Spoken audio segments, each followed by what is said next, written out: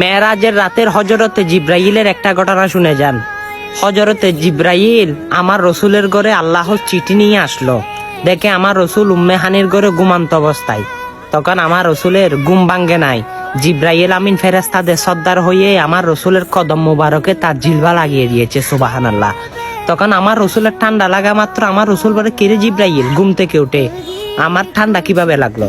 তখন জিব্রাইল আমিন বলে, ইয়া রাসূলুল্লাহ, আমি আপনাকে এসে দেখি ঘুমান্ত অবস্থায়, তাই আপনাকে ডেকে নাই, বিয়াদফি হবে তাই আপনার কদমে আমার জিহ্বা লাগিয়ে দিয়েছি, সেটা দেখে আপনার ঠান্ডা লেগেছে, সুবহানাল্লাহ। তখন আমার রসুল বলে, হে জিব্রাইল, তুমি কি করলে? ফেরেশতাদের সর্দার হয়ে তুমি কিভাবে আমার কদমে জিহ্বা লাগালে?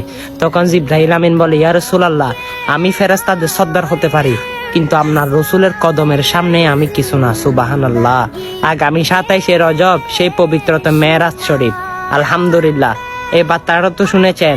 এই সুন্দর রাসূল এবং জিব্রাইল আমিনের কাহিনীটা সকল মুসলমানের কাছে শেয়ার করে দেন। আমিন।